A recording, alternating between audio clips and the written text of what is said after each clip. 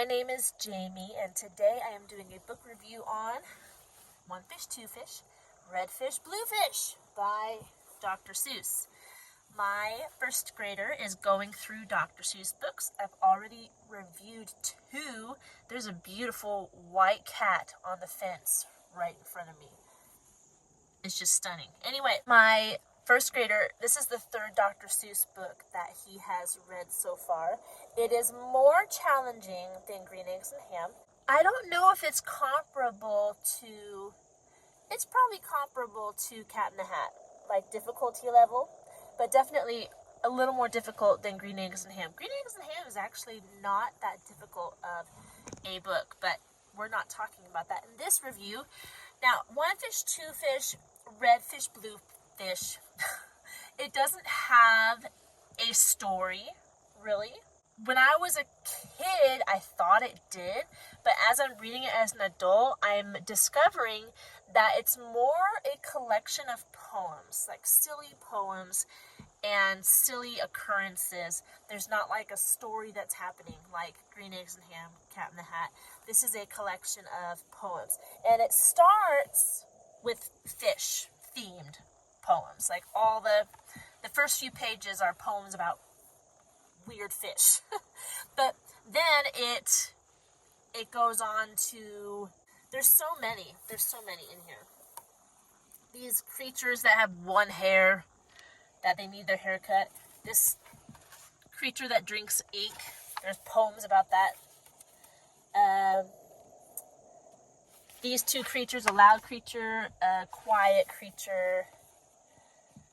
There's a creature that opens cans. These dudes, my hat is old, my teeth are gold, I have a bird I like to hold. I always thought that was funny when I was a kid. And then a poem about this guy who has a bird in his ear. So they're just random poems. And I think it's funny that Dr. Seuss just put all these poems in one book and was like, we're just going to sell this thing.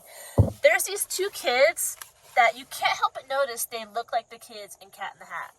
So in Cat in the Hat, this little girl's name is Sally, and this boy was never given a name.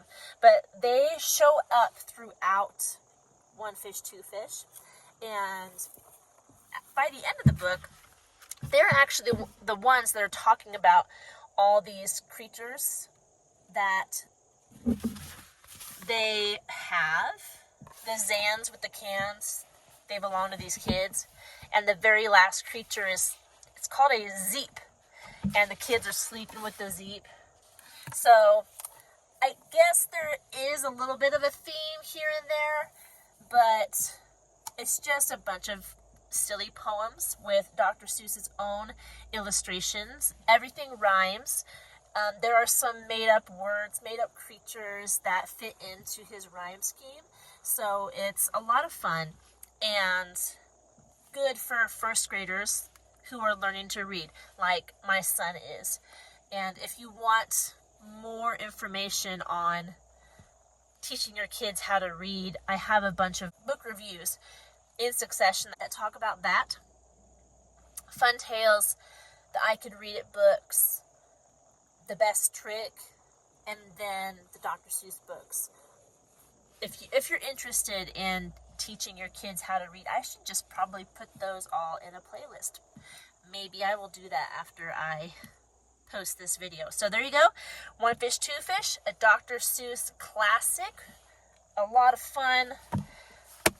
That's all I have, I believe, for this book. If I didn't answer your question, leave it in the comment section below. I hope you're doing well. Don't forget to like and subscribe to this channel if you want to see more content like this. And I'll talk to you in our next video. Goodbye.